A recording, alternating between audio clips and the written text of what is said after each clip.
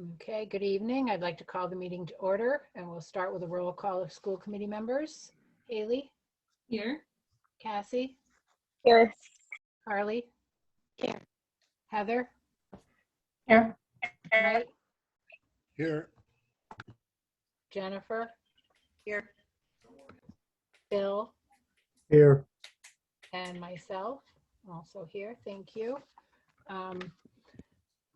Members of the public who wish to attend the meeting may join the meeting through the following links, and the link may be found on the website under school committee notices and agendas for upcoming meetings, and it will list tonight's school committee meeting. We are also live streaming on MCTV, and a recording of the meeting will be available on MCTV and on the GMRSD website. Ordinarily, this is our welcome to visitors. This would be the time for public participation if anyone wishes to. BEDH, no one has indicated that they would like to participate at the moment. And just as a reminder, per Governor Baker's order suspending certain provisions of the open meeting law, Mass General Law, Chapter 30A, Section 20, the public will not be allowed to physically access the school committee meeting, but members of the public can access the meeting via Montague Community Television broadcast, and that order has been extended until, I believe, September, if I'm remembering correctly. So meetings can still be held remotely if necessary, and we'll discuss that later in our meeting tonight. So I guess we can go right to the superintendent's report with important events. Sure. I'm pleased to share that the high school, middle school production of Matilda will be held Thursday, July 1st and Friday, July 2nd, both at 7 p.m. in the high school theater. Also, Melissa Bednarski shared that all 83 people returned to get their second dose of the Pfizer vaccine last Thursday at the high school. So thank you very much to Melissa for organizing that. And that the softball team will host Mohawk tomorrow night at 7 o'clock at Mullins Field in the Western Mass semifinals game against Mohawk. And I included in my report an update from the commissioner, just a brief update and a couple of notes. We got an advisory from our attorney. It actually extends the possibility of remote meetings for public bodies until April 2022 in the new legislation. Their initial proposal was to extend it until September, but for some reason they extended it deep into the next school year. And I included an advisory from the Dupreys in the school committee packet. We're going to maintain, at this particular point, our existing mask expectations for summer programs, since students can be mask-free outside.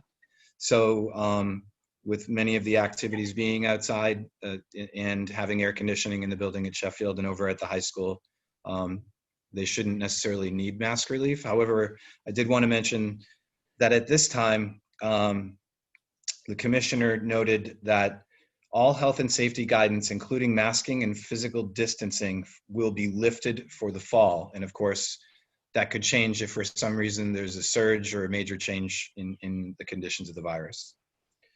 As of right now, only Montague, Northfield, and Orange have had cases in the last 14 days, and all three of those towns had less than 5. So I'm pleased to see that the presence of the virus certainly has been quite suppressed in the area. Happy facilities update. I wanted to thank Joanne Blyer and then his team, Heath Cummings and his team, Matt Howes and Pete Cloutier, who have successfully installed low energy draw air conditioners in each of the classrooms at Hillcrest. So finally solving the problem over there. So that bodes well for the fall and also for people working in the building during the summer.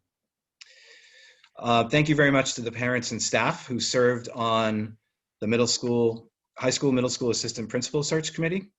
They put forward 3 finalists who will have their interviews tomorrow, Wednesday, June 23rd. And we hope to announce a new assistant principal by the end of this week for the high school, middle school. Beginning the process of putting together the principal search committee. I think I was on the phone for about 4 hours today, reaching out to some parents and students, and we have 6 staff members who are interested in serving on the committee. In addition, I had administered a survey to the staff and got about 20 responses, and the survey really only had 3 questions. Were people interested in serving on the committee? What were the qualities or characteristics that they were looking for in a new principal? And then, do you have any ideas or suggestions for questions? And so a number of people provided ideas and suggestions for questions, and there were 6 people who were willing to be on the search committee. So we'll begin with our meeting next week on Monday, June 28th, to do an organizational meeting and then begin contacting for the first round of interviews for the following week, hoping to have finalists set by the end of the following week, so that hopefully by the next time we're coming to school committee, I'm either announcing a principal or have finalist interviews set up for the following day. And that's it for the superintendent's report. Thank you. Any questions or comments for Brian? Bill? When did the ads go out for the positions, or have they? Yeah, Ms. Menard provided us with her resignation just about 2 weeks ago. So it's been open for about 2 weeks. We wanted to leave it open, for a reasonable amount of time. And then the assistant principal position was posted quite some time ago. So we had a number of applicants for that position and have already gone through the first round of interviews. So it's been a while that I haven't kept up with. Yeah, well, we just started moving on the assistant principal position, probably because, or likely because Ms. Menard was in the process of interviewing for other positions and ultimately, didn't establish a committee or a process to do it. So, and finding out that she was looking to do something different, I had to take over the search process. And thank you to Tina and Diane also for chairing the committee in the first round. Thank you. Okay, we won't have a student representative report during the summer. Business and operations report, Joanne? Sure. I have a few budget transfers for you. So these are transfers that go from one category to a different category. So we have $424 that we're moving from high school greenhouse supplies to a student activity other account for the purchase of caps and gowns. In the end, we're moving that to a revolving account because we do collect money for the caps and gowns. So it was not a transfer we really needed to make, but it's here. So let's make the transfer anyways. Okay, entertain a motion. I'll move it. Thank you, Bill. Second. And Cassie seconded. All those in favor?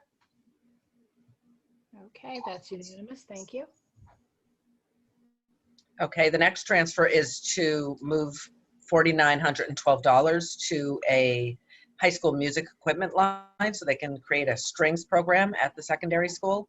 And that money's being pulled from a variety of other accounts from the high school. Principal other, $1,274.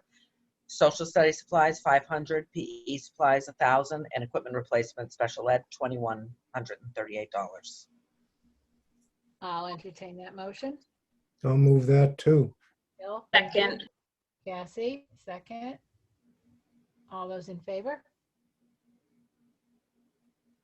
Thank you. That's unanimous. Okay, and the last transfer is to move $831 from the Sheffield Principal Other account to Sheffield Building Maintenance Supplies to buy materials to upgrade the calm down room. Okay. Do I hear a motion? So moved. Cassie, thank you.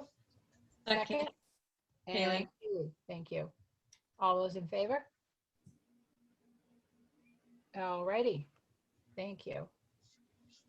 All right, and something that I didn't put in your packet, I was away last week, so it was a little hard for me to get information to you a week earlier.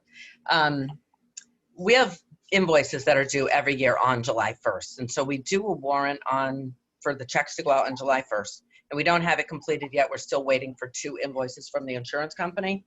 The majority of these invoices are, number one, we paid the town of Montague for our retirement assessment, and that is $645,000. That's due on July 1st. And then the other bills are much smaller, but some of our software licenses are due on July 1st. We are creating a petty cash fund, so they'll have money for Matilda on July 1st. Some memberships, Mass Association of School Committees, MARS, are due. And then we also have insurances. Our workers' comp first payment is due on July 1st, and property liability. So right now I have the bills add up to about $700,000, and we'll probably have about another 100,000, maybe 120,000 for our insurances. So if you can authorize Jane to sign those, then we can bring them to you afterwards, but we're going to have to send the checks. So I looked back at a couple of years ago to see how we handled that. And my notes say that if we didn't have all of the invoices and have the warrant available for you to approve at your meeting, then we would need 5 people to sign it. Now, I don't know how realistic it is for 5 of you to come into the office to sign something. I need you to come in, Mike, so that would be 1. I need you to come in to sign other things. But if 5 of you could come sign it, then that's the process that we've used in the past before July 1st. So that way we can cut those checks and get them in the mail so we can get those bills paid on time. Okay, I mean, I can go in, and Mike, you can go in. Can we have 3 other people that could go by at some point? I'm right down the street. I can go in. Okay. And we'll need you to wait until Monday because we have to get those bills first. So. And Heather? The only problem is I'll be out of town next week from Sunday through Thursday. So if it has to be done before Thursday. Yeah. Yeah, before July 1st. Maybe it'll be ready on Friday if you could come this Friday. I mean, hopefully it will be ready by then. So How many you got right now? I think we're okay, if that'll work with Cassie. We've got Cassie, Heather, Carly, Mike, and myself. Because I could do it through Monday, but I'll be away next week after Tuesday as well. So Okay. Maybe You if it's guys go not ready for it. by Friday, Bill could be my backup. yeah, I can let you know. I'm hoping that it is. If it's not ready if we don't have the invoices by Friday, I think we're going to process it without those invoices, and they'll just have to go in the next warrant. So we'll have it ready to sign on Friday before 4. Okay, Okay. and thank you all for that. I know that end Yes. of July 1st one is always tricky. Right. And I try to get it to you so that way you could approve it now for July 1st, but we just didn't quite have everything we needed. Right. Then I just wanted to talk a little bit about the meal service for the summer. So we are going to be providing daily meals, breakfast and lunch for all students that are in programs in our schools. So we're going to have programs at Sheffield and at the high school. And we're also going to be providing meals to the Parks and Rec programs that are happening at Unity Park, Sheffield, and the high school. And we're bringing meals over to the tech school. Just see. Oh, and there's one other place in my notes.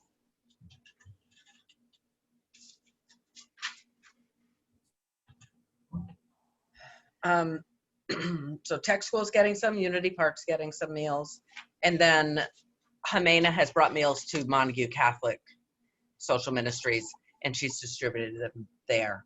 So we'll be doing that on a daily basis, bringing the meals. And then we're also going to have our vans, our new refrigerated vans are going to be going around town distributing meals once a week. So that's going to happen on Fridays because some of our schools don't have programs on Fridays. So we'll have more people available to make these distributions. And we're putting routes together that are going to go to Four Winds in Gill, Unity Park to the parking lot, the Sheffield parking lot, Montague Center, Town Common, Lake Pleasant at Rudders Park, Miller's Falls near Carroll's, Veterans Park in Irving, and Irving Center. So we will have the schedule out for that soon, I just need to have the exact times from Montague Catholic Social Ministries before I can put that out.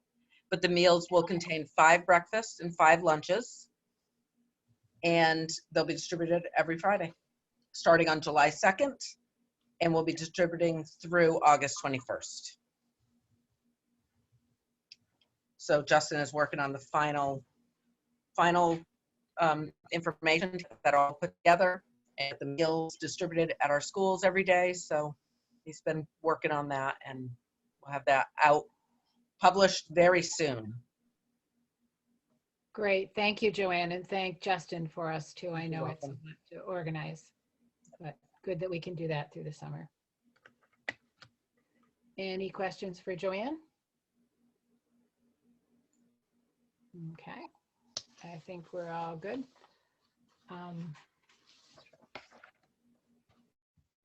Moving on to school committee reports, warrant approvals. We have 2 warrants. The first is accounts payable 3136. It will be dated 6/23/21 in the amount of $32,217.71. The second one is also an accounts payable 3137, same date, for $7,075.25. If we could have a motion to approve them together. I'll move it, Haley. Thank you, Haley. Second?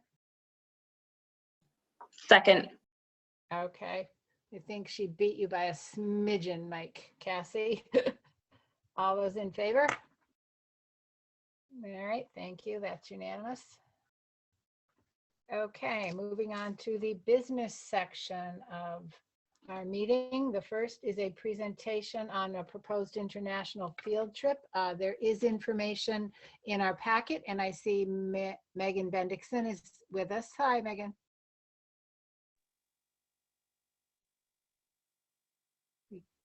We can't seem to hear you. Megan, you might have to turn up the volume on your microphone. And Jess Vicula Curtis is also joining us.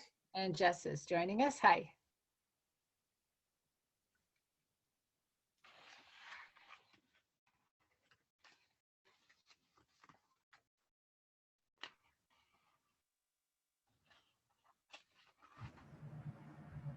No, we still can't hear you. I'm happy to start if Megan's having microphone concerns. Okay, that'd be great. Thank you. Okay. And hopefully she can get it fixed and chime in later. So Megan and I have been, as I'm sure you all know, Megan teaches both French and Latin at the high school. And she and I were talking a lot this spring about wanting to do an exciting trip with some students and to get out of the country, give them a chance to explore the world a little bit, and also have something exciting for them to look forward to. So we had just a sort of informal interest meeting initially with students to see if any of them would be interested in a trip to Paris and Rome. So the sort of proposal is an 8-day trip through a reputable travel company called Explorica. And it's a 8-day trip, and we would fly out of Boston into Paris. We'd spend a few days in Paris, then we'd fly to Rome, spend a few days in Rome, and then fly back home. And so we talked to students, and we actually wanted to gauge their interest. The trip costs about $3,000 a person. And so we wanted to find out, because of course everyone's concern is the cost of it and who will be eligible to go on the trip and who's interested in going on the trip. So we had our first interest meeting, I think about 24 kids showed up. And then we put together a Google form where we were trying to gauge, are you interested? Financially, how would this be for you? Is this something that would be affordable? Is this something that you would need some financial assistance? Because of course we'll be planning fundraisers and applying for grants and things like that. And we have, I believe, 20, or actually I think we might have gotten a couple more interest forms back just today, Megan. So we might be up to 22 students now who have expressed a very strong desire to go on this trip. And actually, most of the students, Megan has all of the data, but most of the students said that they would be able to come up with between $1,000 and $3,000 toward the trip. And so we have a few plans, some big fundraising events that we wanted to do this fall to help offset the cost. We plan to look into grants and things like that. But we're really excited to have such a big interest. When we first started talking about it, we thought, well, I think the minimum to do one of these trips is 6 kids. Maybe we can get 6 kids. And we're pretty shocked to get so many who are interested. So I know you probably have in your paper, in your packet, all of the information we have so far. It's sort of a more longer term process. Of course, we don't know exactly which kids are ultimately going to choose to attend the trip and which aren't. And so we don't have our plan, pending sort of a tentative approval from the school committee, would be to have a parent meeting too, to sit down probably virtually with parents and talk about the logistics of it. I'm not sure if I forgot something, Megan. I'm sure Megan's presentation was going to be much more eloquent. I asked Megan to leave and try to come back again to reset her microphone, so hopefully that'll work. Thanks, Okay. Tina. Thanks, Tina. And thanks, Jess. Any questions so far, Cassie? Jess, is there a deadline for showing interest for filling out that Google form? Well, the deadline had been June 15th, I believe, was our deadline to show interest.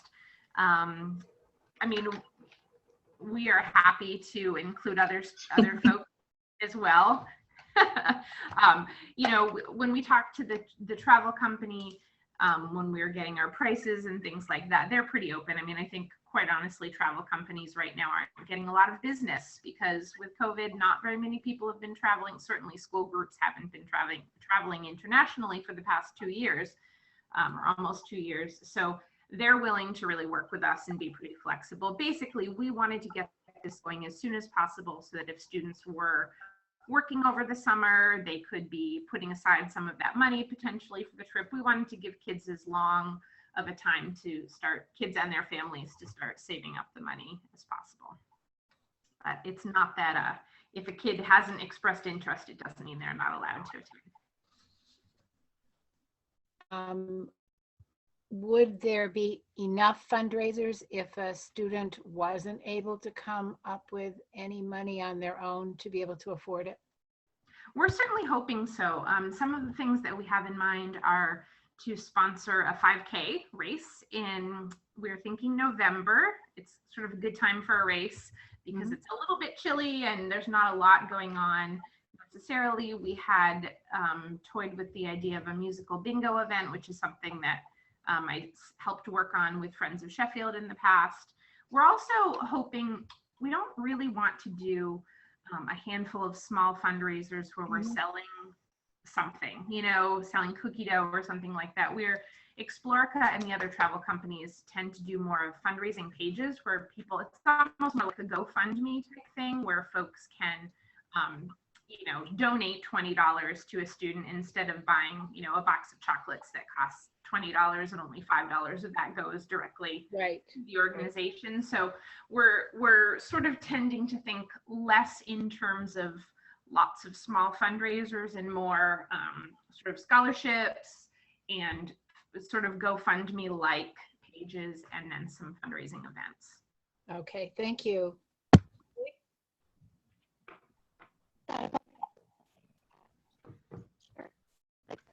We can't hear you. It's breaking up.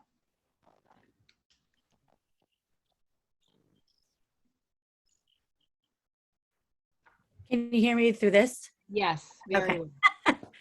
well. Have you thought about doing anything at Pumpkin Fest? We are, yes. Yeah.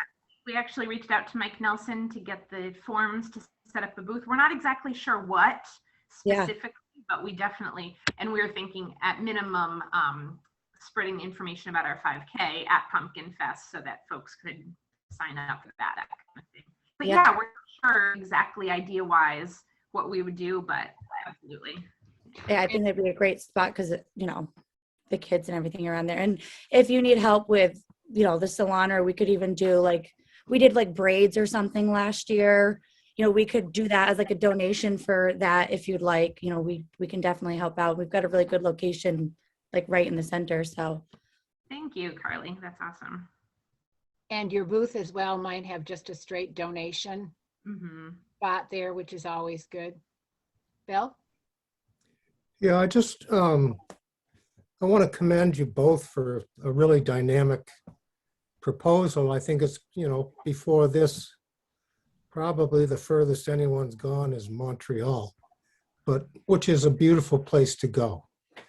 Or Quebec City, they all speak French. But in any event, the enormity of what you're looking at to raise is in the tens of thousands of dollars in real terms. So I think you need to be prepared to raise $30,000, which is going to be very difficult. And I also think that in spite of my support and enthusiasm for this kind of thing, I'm not sure how much the district can actually back you up.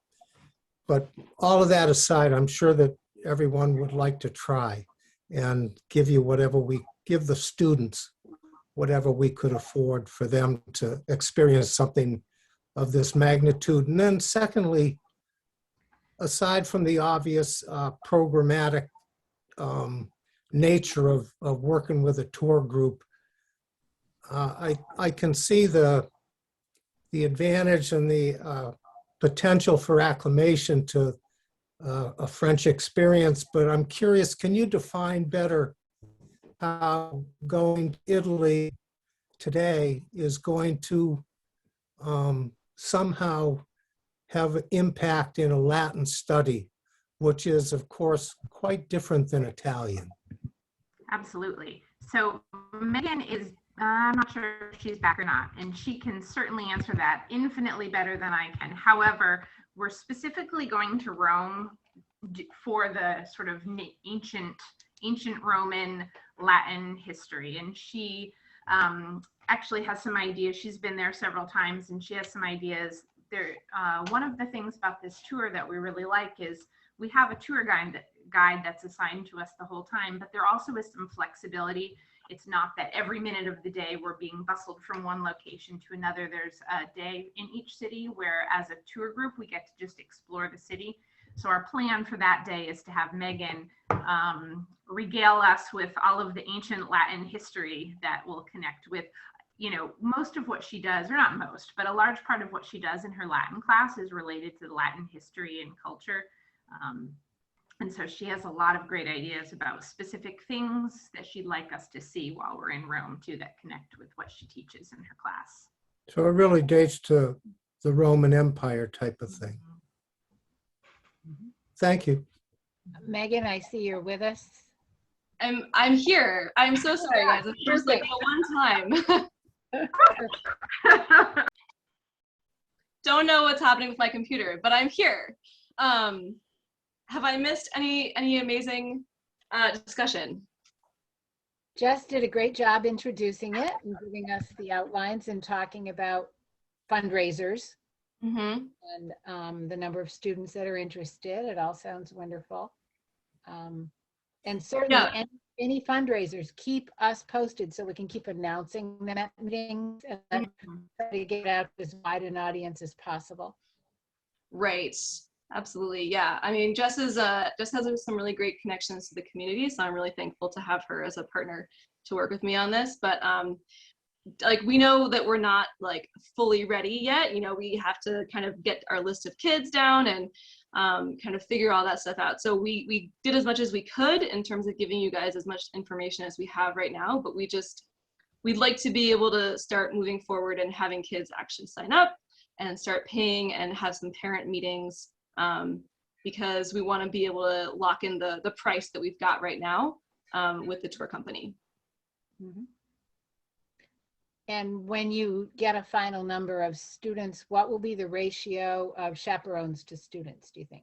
It's about, you can kind of set it on like with the company, but it's about 1 to 6.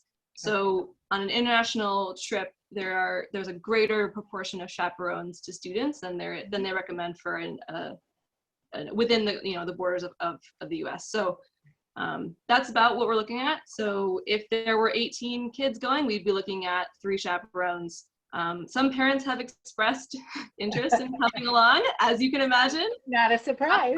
Not a surprise. And so there is, adults are welcome to come. There's like a couple $100 supplemental adult fee because you don't get like the student rate. You don't get the student rate to get into some of the various places that you go. And usually adults want a twin bed and not like or a twin room and not like a sharing with a bunch of people. But parents who want to come are obviously totally welcome to come if they can pay their way. And we would, the more the merrier. We'd love to have them. Bill?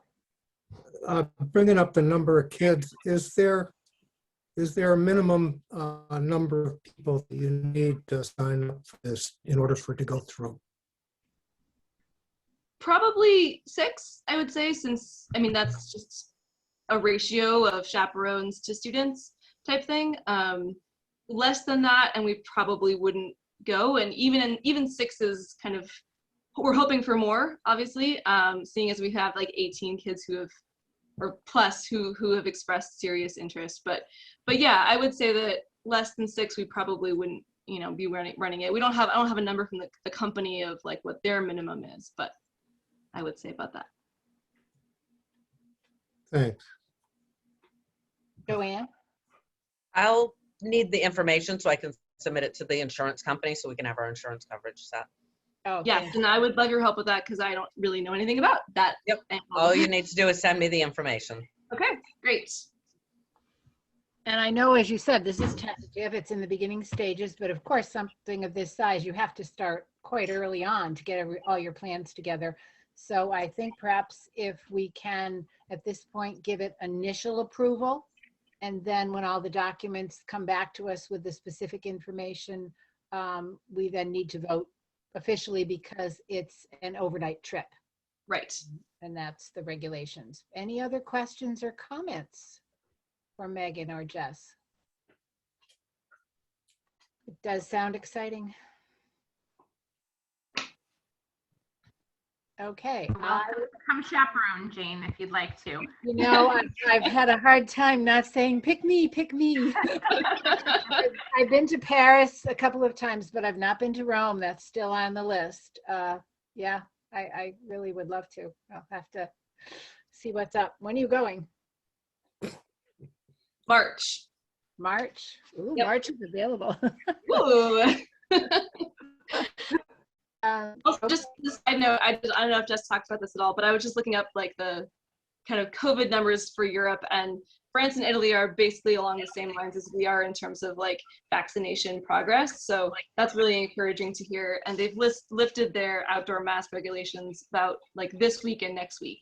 So they're pretty much about where we are in terms of that kind of thing. Oh, that's good information. And you wouldn't happen to know if your tour company has any kind of, I don't know what to call it exactly, but if there is some issue with health in Europe, so you're not able to do it, do they have any policy for refunds or something like that? Do you know? Yeah, we spoke with Lee, who's the agent we've been talking with, and he said absolutely. There's a travel insurance sort of a fee rolled into the cost, and absolutely, if things change with COVID, if things get worse again, or if certain countries aren't allowing in visitors, yeah, we had talked with him about that just to make sure we wouldn't lose any of our money. So. Great. You've certainly done your homework, as they say. Very good. Very good. Any other questions or comments for the moment? All right. In that case, I think I will make it official, and I will enter. Jane, Sorry, Mike. Mike had his Oh, hand I'm up. sorry. I missed you, Mike. Sorry, I was just going to move that we approve initial approval for the trip. Okay, thank you. Mike made the motion. Do we have a second? Second. That is Heather. Any other questions or comments before we vote? So this will establish our initial approval that they may go ahead and continue with their plans. All those in favor? All right, it looks like we have it unanimously. Thank you so much, and sounds wonderful. Keep us posted. Thank you so much. We really appreciate it. We'll be excited to tell the kids. Thank you. All right, great.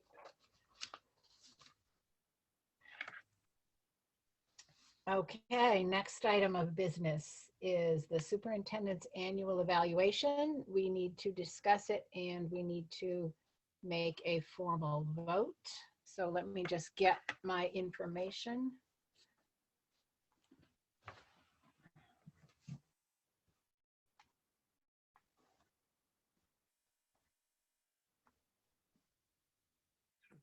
And just for anyone who isn't familiar with how the superintendent evaluation works, each member of the committee fills out the evaluation on their own, submits it to Sabrina, our secretary, and thank you, Sabrina, for collating all the information. And then it isn't distributed to the committee till we're actually having our open meeting, because that's when it needs to be discussed. It can't be discussed otherwise. So basically what we tend to do is go through the goals that the superintendent has set and the standards, and go through the rankings that the committee has attributed to those. As we go along, if anyone has any comments they'd like to make, they're welcome to, or when I'm finished going through those couple of areas, people are also welcome to make comments then.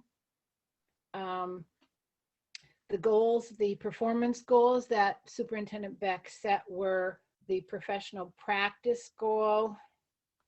This document is a little tricky to use because the organization is not exactly organized. To effectively manage the district school COVID-19 related reopening plans through ongoing updates to the plans, effective communication with public health officials, family, staff, and school committee. And the rankings for that, there was 1 ranking of did not meet, 2 significant progress, and 3 met. The rankings that are assigned to each of these is did not meet, some progress, significant progress, met, or exceeded. So that had, as I explained, student learning goal was to effectively manage the current budget and pandemic related resources and prepare a fiscal year 22 budget that supports academic and social and emotional learning goals. 3 people rated significant progress and 3 rated it as met. There was a second student learning goal. Assess the district's proactive and reactive structures to address the ongoing need for the district to effectively fight discrimination and ensure all of our students are safe, welcomed, and culturally proficient citizens. That had 1 rating of significant progress. A lot of these goals can fall into several categories, so I think that can be confusing with the way this document is set up. The other goals were under management, district improvement goal, management and operations, develop and implement a school district marketing plan. There were 2, some progress, and 3 met. Second district improvement goal it's the student learning goal 2 and district improvement goal 2 are similar because they have aspects of both. So when that was rated on a district improvement goal, there were 2, some progress, 1 met and 1 exceeded. And another district improvement goal was to effectively manage the district schools reopening plans through ongoing updates to the plans and effective communication with public health officials, families, staff, and school committee. There was 1 rating of some progress and 3 of the goal being met. And the information about budget could also be considered a district improvement goal. And so as such, it had 2 significant progress ratings and 2 ratings of having been met. Then the document goes into superintendent's performance rating for specific standards under instructional leadership. There are 6 categories under instructional leadership, and the overall rating for that ended up being 5 of proficient. The second performance standard was for management and operations, and the overall rating for that ended up being 7 under proficient. Under family and community engagement standard, we ended up with overall rating of 6 proficient and 1 exceeded. Jane, Yes. I'm sorry to interrupt. Under management and operations, there was actually 6 proficient and 1 exemplary. Are we looking at the same thing? Under The overall rating, management and operations. standard 2, under step 2. Okay. This one looks like 7 under it. Under the overall bottom. Oh, you're just going. I'm sorry, maybe I'm just confused. I'm looking at the standards 1 through 4. Not the overall. Does that make sense? Oh, yes. I'm just looking at the overall. I'm sorry. Okay. Sorry about that. It is not the clearest document I've ever used, I will admit. And when I'm amazed that Sabrina was able to consolidate the information in any recognizable form. I give her a lot of credit because this was designed interestingly. Under standard 3, family and community engagement, the overall rating was 6 proficient and 1 exceeds. Professional culture, 7 proficient. And therefore our task is to, if anyone wants to make comments, each person who did the evaluation also made comments under each specific area if they would like to, or as an overall comment at the end of the evaluation. And there are many of those to be seen. Is there anything anyone would like to add or any of their own comments they'd like to read? They're certainly welcome to.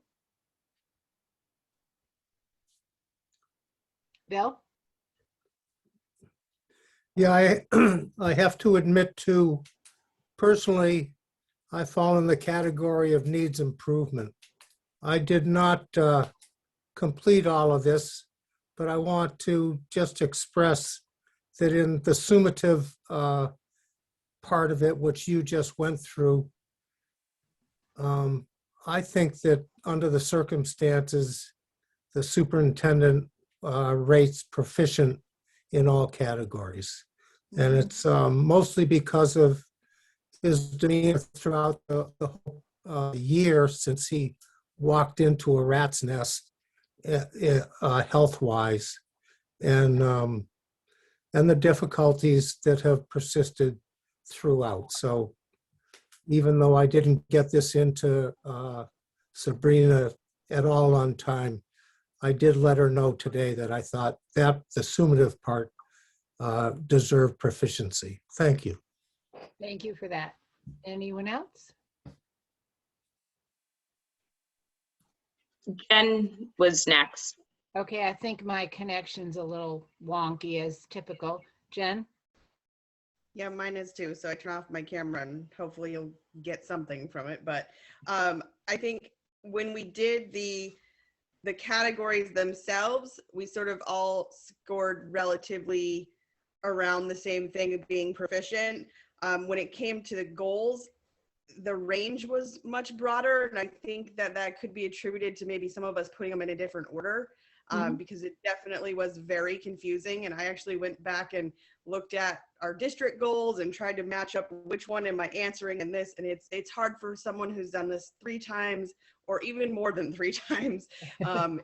It's not an easy form, so that we might not have all done them in the same order, and that could be why there's a wider range.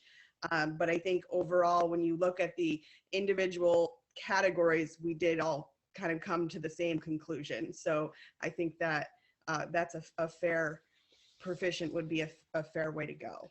And I think this year, with everything that happened, Proficient could have been exemplary if it was a normal year, but he had a lot of curveballs. Right. So thank you. Thank you for making those points. Cassie? I agree with Jen. I was trying to align the goals with the standards, and I don't know if I did it right. But I just want to say that, you know, the world shut down the week that we started interviewing candidates for the superintendent job. The Monday that I was supposed to visit Hopkins, it was closed down, and I went to my first ever Zoom meeting. I think Brian has stepped into this role in a way I'm not sure anyone else could. We were very fortunate with our last superintendent, and I don't think that the same evaluation can be done. It's apples and oranges because of everything that we've seen with this pandemic and needing to be on top of you know, data in the community that has never needed to be tracked. And I mean, we all just lived through a pandemic that, you know, is still winding down. So I can't say enough for the respect I have for Brian, and he's proficient, if not exemplary, in my book. So. Thank you. Haley? Yeah, just to echo some of the things that have already been said here and put my own little spin on it. The form itself given to us by MASC is pretty incoherent. So I think as school committee members, we had to do a lot of interpretation, and we probably did some interpretation differently than others. But I just wanted to suggest, Brian, for hopefully a more meaningful evaluation next time, just to maybe tailor the evidence more to the form, to the criteria and the standards, and the unique logic in that document.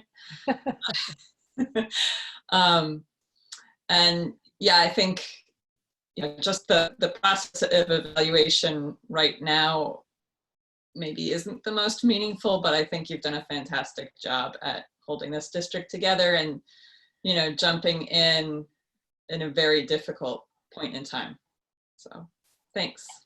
Thank you. And actually, just a quick comment to give credit where credit is due. The document comes from the Department of Elementary and Secondary Education. And there you go. I won't say any more than that, but they this is their new, revised, improved edition, which I must say, having done this for, it seems like forever, I can't see where the improvements are, but that notwithstanding. Anyone else? I guess I would just, before we vote on a rating, the only thing that really goes to DESE is the actual rating, the one term, but I did take the opportunity to say what I thought about the document in my comments, so I guess I'll read it. During this unprecedented pandemic year, Superintendent Beck has been in the unenviable position of being in the first year of his superintendency. In spite of this unimaginable situation, Superintendent Beck has done a remarkable job. He has been extremely focused and appropriately flexible. Many of the standards and indicators are focused on completing an evaluation in a typical school year. This past year has not been remotely typical. A more appropriate evaluation would allow for more precise information about standards and indicators geared toward education during a pandemic. That's my little 2 cents worth. Anyone else? Okay, in that case, we need to vote on submitting our, it's here somewhere in all of this, our overall summative performance rating. The choices are unsatisfactory, needs improvement, proficient, and exemplary. And of the 7 evaluations submitted, 7 ended up in the proficient category. It looks like I will entertain a motion to submit that finding. So moved. Second. Cassie? Heather seconded. And Heather seconded. Thank you. All those in favor? Okay, it looks like it's unanimous. Thank you all. Thank you, Brian, for guiding us through all of this. We are certainly lucky that you were there to do that. And thank you, Sabrina, for making some heads or tails out of all this information as it was given. And thank you all for doing your very best to make it make sense. I envy your ability. Thank you all very much. Thank you for not quitting, Brian, Yeah, well, during a pandemic. I can't really take credit for anything. You have to remember, we have a really strong administrative team, and we spent endless hours together. The problem solving of the principals, as well as the teachers and the principals in working with their teachers, was constant and if not chronic, and it was stressful for everybody. And even parents really pulled together to try to make sure that everything was going to be safe and that we could get kids back as quickly as possible. I do also have to give a huge thank you in particular to Tina, who probably had the most challenging job starting last March, that her job evolved dramatically, and then the work done by Heath Cummings in getting the buildings ready to receive students. So thank you to the admin team. Thank you for that. Yes, our appreciation to everyone. Fortunately, we don't have to fill out any of those forms for Tina or Heath or any of the other people, but we'll just give them kudos verbally. Thank you very much, everyone. Okay, next on our agenda is discussion about issues of equity. So we are still waiting, unfortunately, for our report back from the Communities That Care Coalition on capacity. We expected to have it by now. I did put in an inquiry a few days ago, and I'm hoping to hear back from Rachel Stoller. However, in the meantime, I met with Susan Wallace from Quabbin Mediation, and we've put together a plan for next year to begin training high school students, a select group of 10th and 11th graders, to be trained as active bystanders. And the acronym that goes along with this program is called TAB. It's a skill building process that helps the participants know when they are bystanders, how to analyze situations, evaluate the consequences of taking action. The participants work together to gain competencies to create action plans in the moment of need or later. TAB teaches bystanders how bystanders can interrupt harmful situations and generate positive actions instead of remaining passive and being complicit. And it does not mean aggression against a harm doer. In the TAB training, they address all forms of harm doing, and I was pleased to find, because I've worked with the organization before, that they have significantly modified 2 of their units to include much more information and training around acts of discrimination, such as racism, sexism, gender discrimination, ability discrimination. And so I'm very excited to see that those units have been modified based on the needs of schools. This is an organization that is used all over the Commonwealth of Massachusetts. They've really grown. As far east as Framingham, they have trainers out all over the state. And so to have them be local, we're fortunate that we were able to secure the days in October. Initially, they had said December, but by the time the proposal came back, Susan was able to offer 3 days in October, because it's better to have the high school students trained earlier.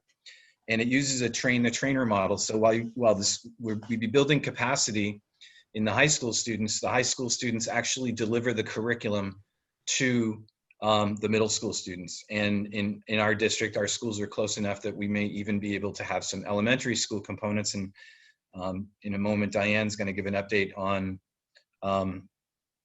addressing pandemic learning loss and the work that she had done to build leadership in youngsters this morning. And so I will work with the new high school administration, existing staff members and counselors.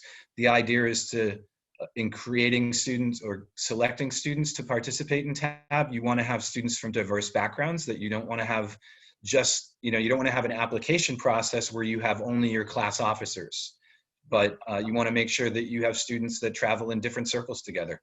And they also did share some information about models that have been used at other schools where the group has been much more empowered because over the course, moving from one year to the next, we'll get another 20 students. And at any given time, we should always have 60 high school students in the school who are trained as active bystanders and are able to deliver curriculum to kids. And I've seen the impact that that has in changing the culture. While part of the reason that I did this to take action in terms of addressing concerns about equity, in particular in dealing with issues of kids being cruel to one another in one way or another, that it happens all the time, and it happens probably much more frequently than it did when we were younger because of the proliferation of social media. But students are the ones who are best able, when well-trained, to help in managing their environment. And you find, what I have found is that kids are much more likely to go and seek the consult of an adult, a trusted adult, like a parent, when they're trained to do so. And many things go unreported in schools because kids are afraid. And so it also helps to liberate students from the fear of letting somebody know who can help them to get this to stop. So I'm very pleased. The dates that we have down here for the student training are October 12th, October 19th, and October 21st. And the kids attend for a total of 2.5 days of school, of training, and they space it out a little bit so they're not missing 3 days in a row. In addition to that, we're working with Quabbin Mediation to make a decision about faculty or faculty or staff training at the high school, to not just train counselors or other members of the faculty who would work with the students or supervise the students during the trainings, but also make sure that the faculty and staff are fully trained in the language that's used, such as harm doing, is a slightly different term than gets used in schools very often. We often talk about harassment or bullying or language that's, has a much higher threshold for reporting, but harm being done to children comes in all different forms. And that's one of the other things that I like it, is that it's more encompassing, and it ultimately helps lead to a more welcoming environment. Thank you. Any questions or comments for Brian? Thank you, Brian, for keeping us informed and working on that. Thank you. Okay. Next, we have discussion about addressing pandemic learning loss, and I think Diane is with that. Diane, I'm actually kind of surprised that you're not wearing a tie-dyed shirt from this morning. I know, but I am wearing my Thunder shirt. Yeah. You don't ever get to see me in a t-shirt at work. No, I was surprised when she came in. I thought she was still working like we were all in quarantine. I know, and I had my hair up because I'm having a bad hair day. I think it's the humidity. Carly could help me, I understand, with the bad hair day.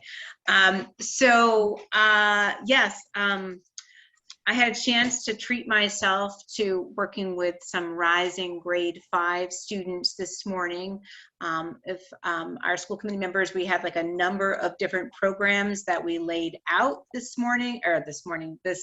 earlier this spring on sort of our efforts to rebuild children. So one of our programs, which started today, was a program with rising grade 5 students at Sheffield, working with Cassie smiling because Nick was there and he was absolutely adorable.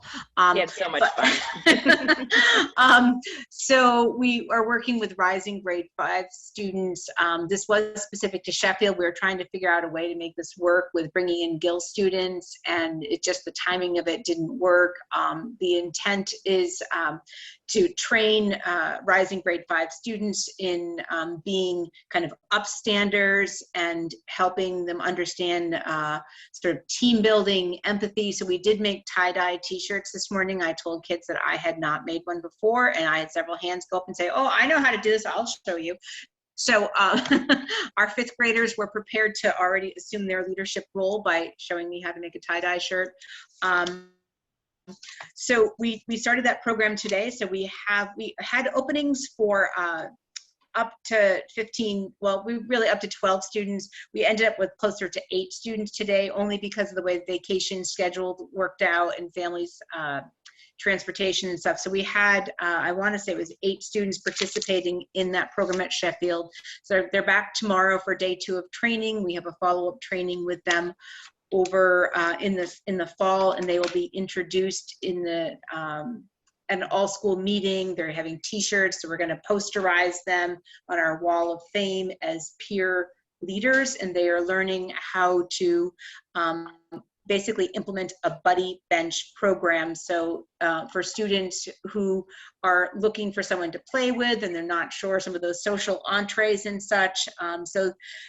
Basically, we're going to roll out a buddy bench program at Sheffield, so kids have an opportunity to be able to be leaders within their peers and helping kids know some of those friendship skills and, you know, how to navigate that social environment. Sometimes kids get stuck and they're sort of like, oh, I don't know what we want to do. What do you want to do? I don't know what, you know, and so sort of helping kids say some of those ideas about what games might be attractive to them and helping them partner with other peers, as well as addressing issues around name calling or bullying or unkind behavior.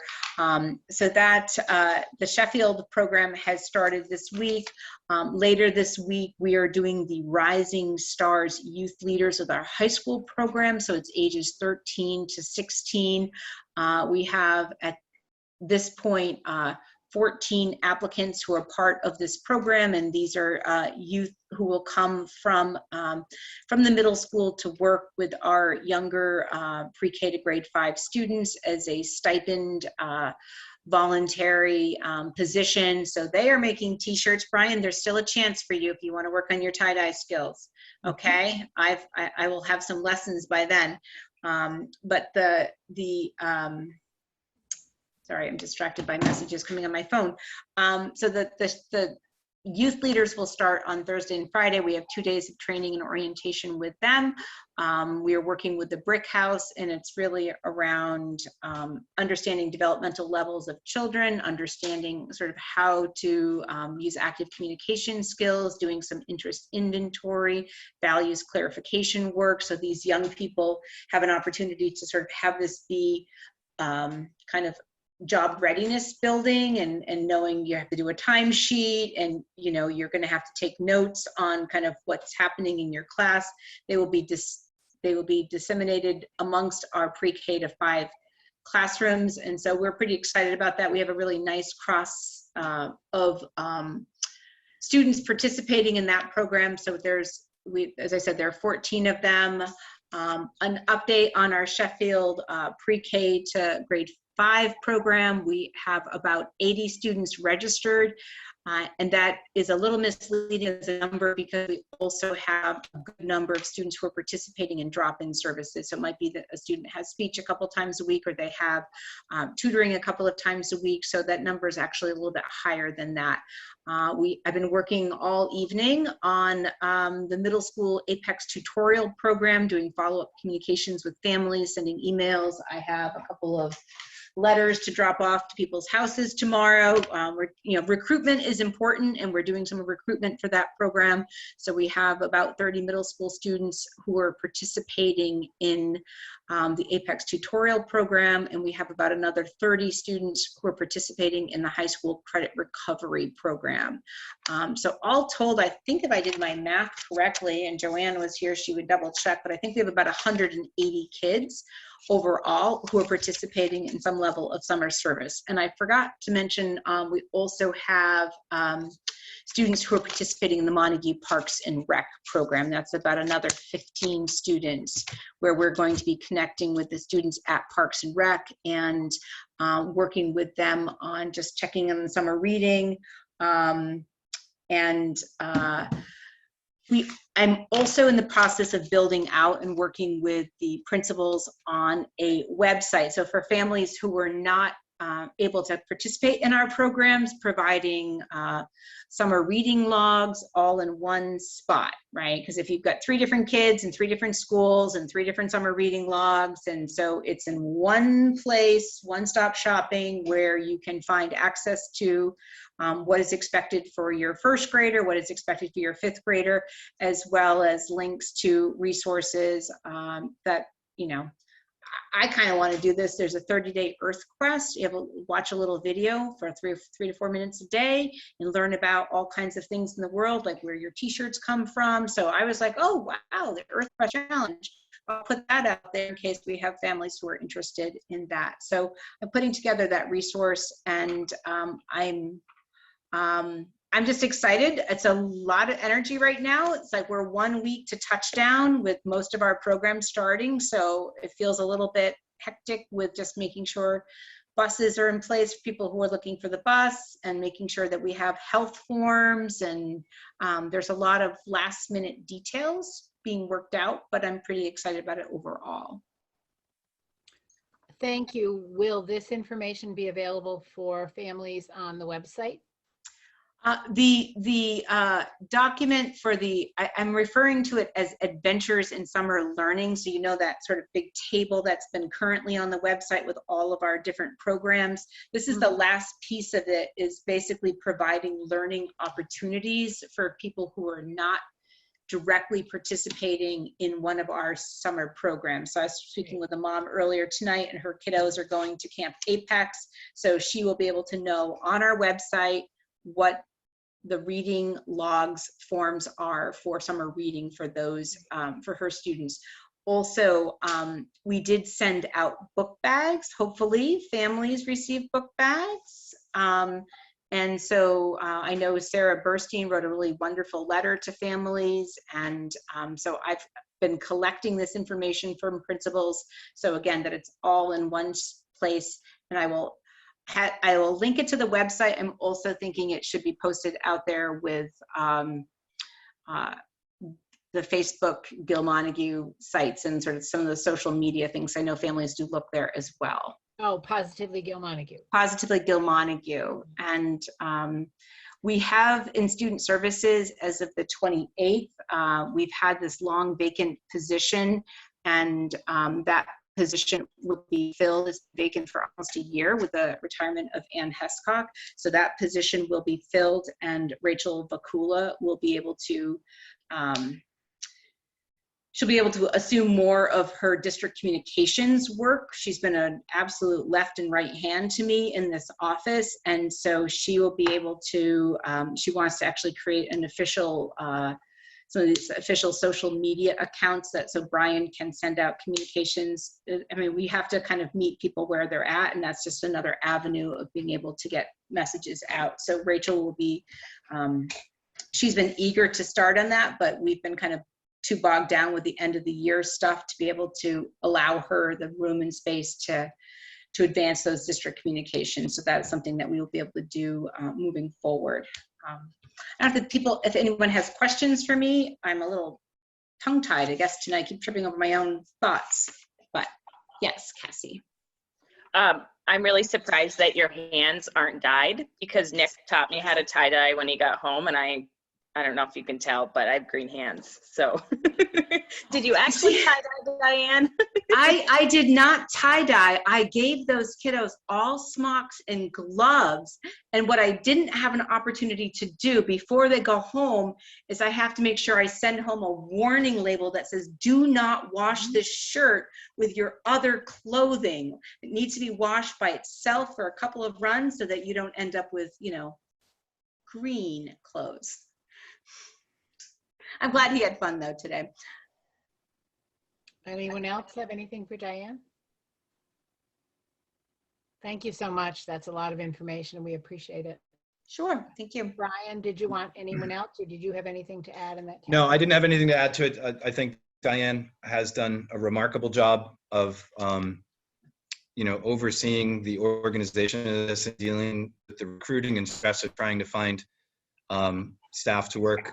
Joanne has been very helpful in working with her to make sure that we had the resources to be able to do it. And I know that we still have some things that we have to wrap up before the end of the week to make sure we get this off the ground. I just wanted to say thank you for Diane for all the time and effort and dedication, including the, you know, helping make the commitment to the vertical process of building youth leadership is just phenomenal. It feeds well into what it is that we want to do at the secondary level.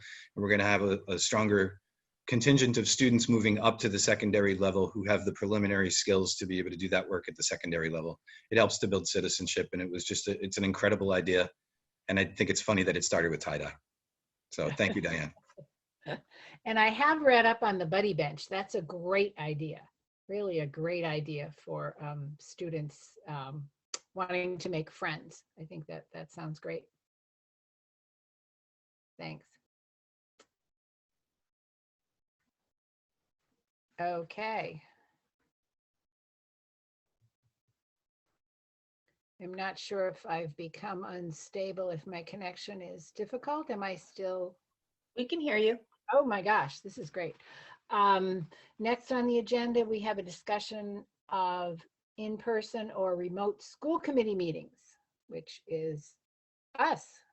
I know the governor has made it possible to keep on having remote meetings if that's desired. I know last time we had a beginning discussion about the positives and negatives. I mean, there's areas that are more beneficial in terms of being remote. There are other areas that are more beneficial in terms of being in person. So it's really a group decision, what people are thinking they'd like to do. So I'm open to a discussion. Cassie. Last time we spoke, I was really more in favor of returning.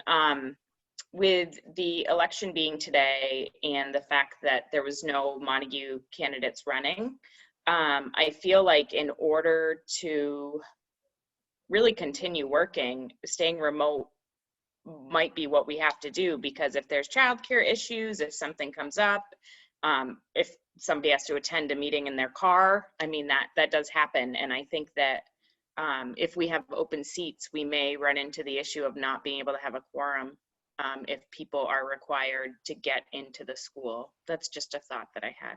Mm-hmm. That has occurred to me, as you say, especially because of the open seats at the moment. Anyone else? Bill?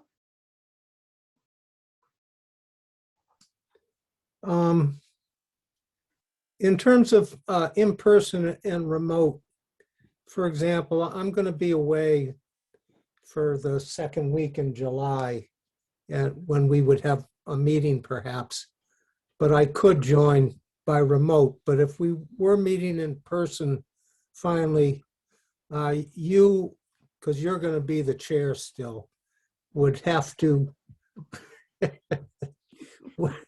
would have to be present in person. You can't, the chairperson needs to be one of the people in person. And is it, does a full quorum have to be in person or just the chair? Do you know the answer to that? With the new regulations, we can continue the way we have where everyone is remote. Or I did not examine what the new regulations are if we decide to meet in person. I know you can still have people be remote while others are in, but I'm not really clear. It's in that instance that I'm referring. If we decide to go Right. in person, I believe the chairperson has to be in person. And the real question is, do you have to have a quorum that's in person? And then additional members could come in remotely. I don't believe so, but Mike, could you help us with that? Yeah, I was reading through the memo that Russell sent. I don't see anything, although the information is scattered a bit, but I don't see anything that requires the chair to be present. And it is not required to have a quorum. So it's much looser. It seems like you could do it however you want. The logistics would be challenging, I assume, of course, because we'd be adding the live studio to what we do now, which I'm sure has issues attached to it. Well, I'll just stick with that as far as the legal stuff.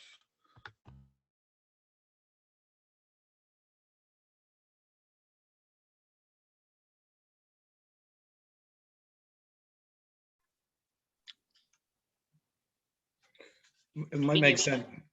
Sorry. No, I thought Jane was speaking and she was muted. Oh, I wasn't, I was simply thinking loudly. So music is okay. Brian? no, I was going to say, I think, the potential issue, especially during some portion of the summer of having a quorum, I think at the very least, we should probably keep this item on the agenda and get to the first meeting of July with, if we have any new committee members, so that we could make sure that we're going to have quorum at school committee meetings, will probably be the top priority. Mhm.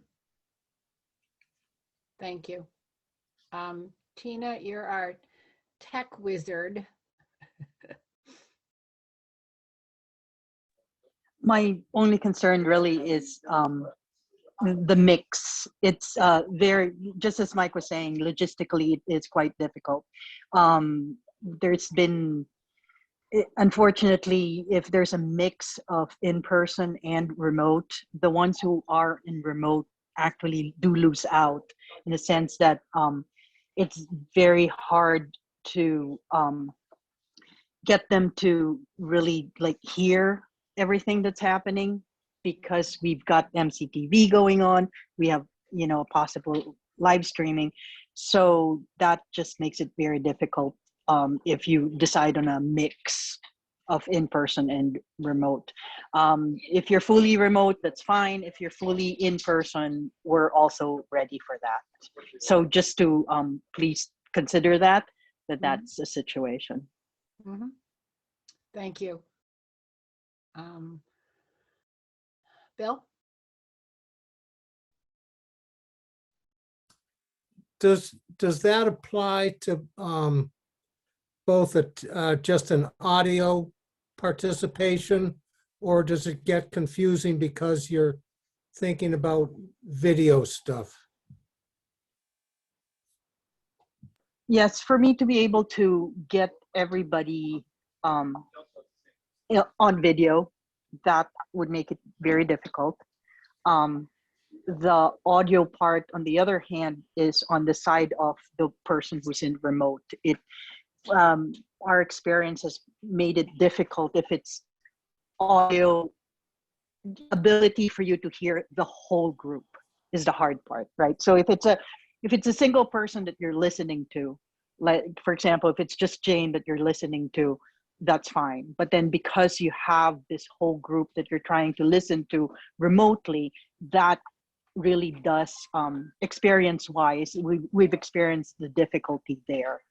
And then and then putting it on video and putting you on video is on even on a different level of difficulty. Mm-hmm.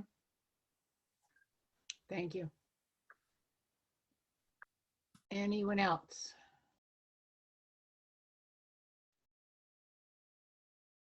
Okay.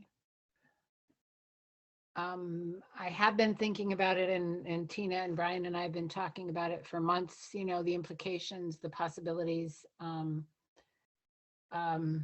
I think at this point, if I might suggest that we do keep the discussion going for the next, I know the next meeting tomorrow is simply reorganization, and that's all that's on the agenda in terms of the voting that has happened in Gill on May 17th and now is happening in Montague today. We will reorganize the committee itself tomorrow. But I think perhaps to keep the discussion going, at least for the next meeting or a few. I think summer does present its own issues with people being on vacation. I think it is more complicated, as Tina has said, as people have discovered in all walks of life. If you're having a combination of in-person and remote meetings, there's difficulties that are hard to conceptualize until you begin to think about the implications, like Tina said, of hearing people when some of them are in person and some of them are not. I also like to think about, we are serving the community, they're our constituents. And since we've been remote, I've been so impressed with how many people we have had in our virtual audience. It's just amazing that people are willing to spend the time attending the meeting virtually. I think it's been very satisfying to know that people are able to do that, as well as participate in terms of things like public participation remotely. Tina has set that up so well that it's worked quite well for people. So I guess unless someone has another theory, I would suggest that we continue discussing it as the summer goes on. Once we reach the time when school is back in session for the students, we could probably reevaluate it at that point. Is that acceptable to people? We could just do a thumbs up, we could do a vote, whatever, to just continue considering the options and the availability during the summer months. And I think it will give us more of an option by being remote for a bit longer to be able to have our meetings and have a quorum present. Okay, thank you. The last item under business is the MASC-MASS 2021 Joint Conference in Hyannis, Mass. Every November in recent memory, except for last year during COVID, the Mass Association of School Committees and Mass Association of Superintendents, School Superintendents, has a joint conference in Hyannis for 4 days in November, the middle to the end of the first week in November. It's a large conference. It's an amazing learning experience for school committee members to participate, and I know for superintendents as well. The information that we've given that's in your packet is that they are hoping to be able to have an in-person conference this November, as well as offer the option to school committee members who would like to participate virtually. Right now they're in the planning stages, but there is a lot of information in the brochure that we've included about what they're hoping to have. A lot of the workshops, a lot of them will be concerning how education has gone during the pandemic, where it will go from here, how to remedy things that have occurred, and unforeseen circumstances, as well as some of the regular things. The school committee needs to vote to send members to that conference, in the sense that the committee votes for the fee to attend the conference, and then also will pay for lodging and meals during the conference for school committee members that wish to go. That's the only basic conference that school committee members are able to attend. Anyone who's interested, they have a price for early registration. If it's made before July 15th, it's about $150 cheaper than if people reserve after that. So it's always in our best interest, if people are interested, to vote to approve anyone who'd like to go in plenty of time for them to do that. The actual registration for the conference itself goes through Sabrina and Superintendent Beck's office. And the registration for the meals that go with it, people who'd like to attend need to make their own reservation for the hotel. Information for that is also on the brochure. So anyone have any theories about that this year? Are we still thinking that if people would like to attend, we'd be willing to support it? That sound okay? I am thinking about attending in the fall if possible. I will try to make a decision in time to get the early bird price. I've attended for the last, oh my gosh, perhaps 11 years now, goodness sakes. And I still don't know everything. So I'm going to keep going until I do, or something else occurs. So if that's acceptable, I'll entertain a motion to vote to, I'm not quite sure how to phrase it, that the committee is in favor of supporting the necessary funds for sending school committee members either in person or virtually to the conference in Hyannis in November. So moved. That sounds like Heather. Thank you. Second. And Mike seconded. All those in favor? Okay, that looks unanimous. Thank you.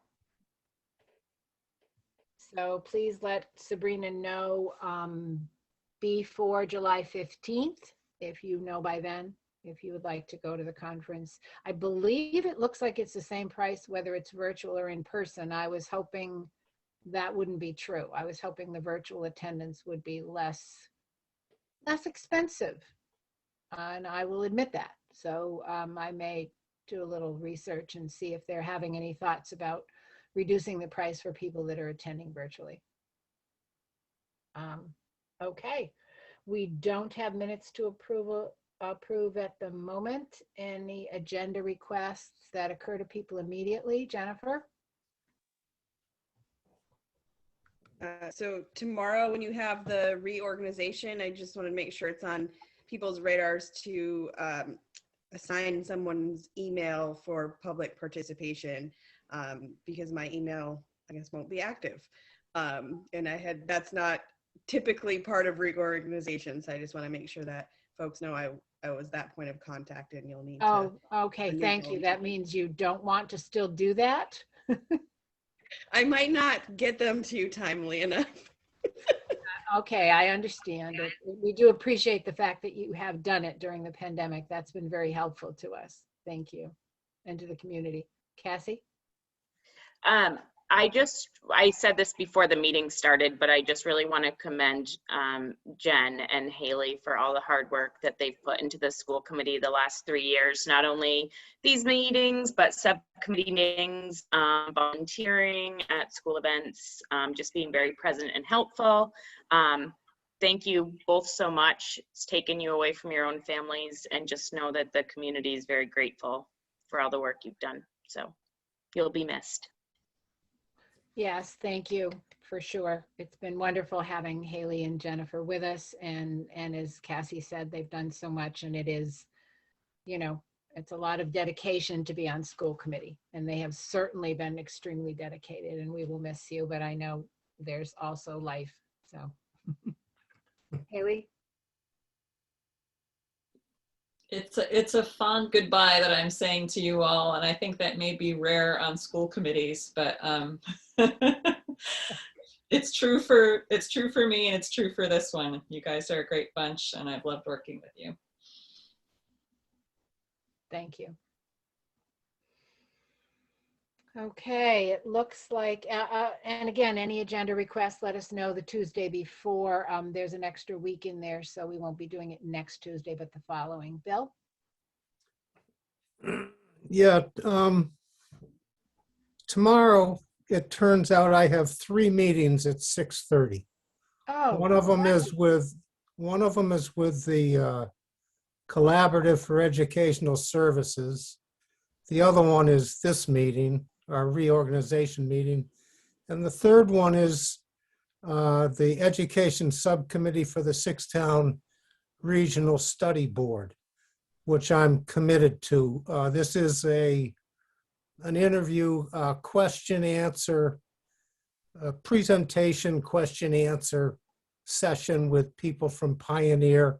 We had a session last night with people from Gill-Montague, and I'm going to have to go to that ahead of a reorganization meeting. I can come back into the reorganization if you want.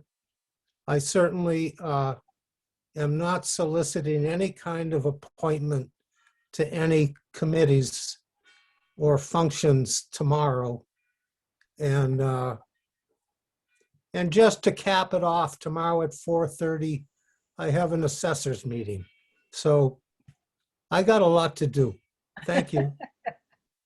You don't want to do 3 meetings at once. You don't want to have 3 computers going or something like that. That it doesn't work. I only have one that does this. Lastly, if you want me to try to come in after the 6-town regional thing, last night was an hour and a half. So that would take me to 6:37, 8 o'clock. and from there, I was going to jump over to the collaborative thing, which is less important, but I can come to the school committee if people think you'll still be there. As or a not. rule, reorganization hasn't taken that much time. I don't want to assume anything, but generally speaking, it has not been that long a meeting. I would anticipate, hopefully, that it wouldn't be that long. All right, well, just with that qualification, you know that the fact that I disappear isn't significant. Okay, thank you. Thank you. So we will still be meeting virtually tomorrow to do reorganization. We have our next two meetings listed as July 13th and July 27th. We've not talked about skipping any meetings during the summer. Sometimes we will have a meeting that's more of a workshop during the summer. It hasn't occurred to me to think about planning yet. I think the regular work that the pandemic has brought to us seems to have kept us fairly busy, and I expect it still will during the summer. If anyone else has any thoughts, certainly when we're doing agenda planning, let us know if you have thoughts on that. Anything else? Okay, in that case, I will entertain a motion to adjourn. I'll move. Bill? Second, Haley. And seconded Haley. All those in favor? Okay, thank you all very much. Sorry to see you guys go. Yeah. Thank Hey, you. everyone.